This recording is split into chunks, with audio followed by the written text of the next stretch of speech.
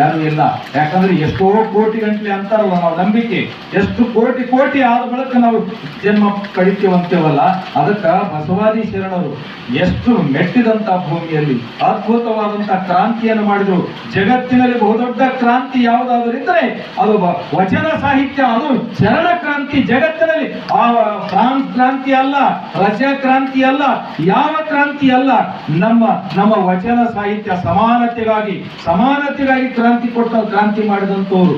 ಮನುಷ್ಯತ್ವವನ್ನ, ಪ್ರೀತಿ, ಒಬ್ಬರಿಗೊಬ್ಬರು ಪ್ರೀತಿ, ಅವನನ್ನ ದ್ವೇಷಿಸಲಕ್ಕ, ಅವನನ್ನ ಟೀಕೆ ಮಾಡಲಕ್ಕ, ಅವನಿಗೆ ನಾವು ಹೃದಯವನ್ನು ಕೊಡಬೇಕು, ನನ್ನ ಪ್ರೀತಿಯ ಮಾತುಗಳನ್ನು ಆಡಬೇಕು. ಬಸವಣ್ಣನವರು ಮನೆಯಲ್ಲಿ ಕಳ್ಳತನ ಮಾಡಿದಂತ ವ್ಯಕ್ತಿಯನ್ನೇ ನೀನು ಕೂಡಲ ಸಂಗಮ ಅಂದ್ರು. ನೀನು ಕೂಡಲ ಸಂಗಮ ಅಂದಿನಿಂದ ಅವನು ಕಥನೆ ಮಾಡಲಿಲ್ಲ. ಒಬ್ಬ ಶರಣನಾಗಿ ಹೊರಹೊಮ್ಮದ ಕಳ್ಳನನ್ನ ಪರಿವರ್ತನೆ ಮಾಡಿದಂತ ಮಹಾನ್ ಬಸವಣ್ಣನವರು, ಸಮಾನತೆಯ ಹರಿಕಾರರು.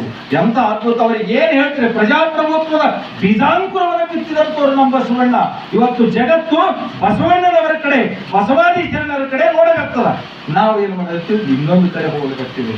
ಅದಕ್ಕೆ ಮನೆಯಲ್ಲಿ ಯಾವ ಮಗು ವಚನ ಹೇಳ್ತದ, ಧೈರ್ಯ ಬರ್ತದೆ, ಸಾಹಸ ಬರ್ತದೆ. ಅವನು ಮಾತಾಡಲಿ ಅಂದ್ರೆ ಮಾತಾಡ್ಸಂತೆ ಹಸ್ತದ. ಆ ವಚನವನ್ನ ಕಲಿಸಿಕೊಡುವಂತ ಕೆಲಸ ಈ ಮನೆ ಅಂಗಳದಲ್ಲಿ ಇರುವಂತ.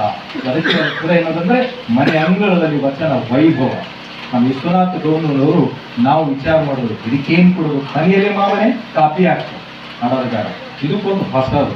ಮತ್ತ ಸಮಿತಿ ಯಾವುದು? ಬೇರೆ ಸಮಿತಿ ಬೇಡ. 770 ಅಮರಗಣಂಗಗಳು, ಅವರ ಸಮಿತಿನೇ ಇರಲಿ, ಅವರ ವಿಚಾರಗಳನ್ನೇ ನಾವು ಪ್ರಸ್ತುತ ಪಡಿಸೋಣ. ಎಲ್ಲ ಕಡೆ ಇದನ್ನು ಮೊಳಗಬೇಕು. ಇವತ್ತೇನ್ ನೀವು ಮಾಡಿದ್ರಿ ವಿಶ್ವನಾಥ ದೋಣಿರವರು, ಇವರೆಲ್ಲರೂ ಹೇಳಿದ್ರು, ಇವರೆಲ್ಲರೂ ಚೆನ್ನಾಗಿ ಹೇಳಿದ್ರು.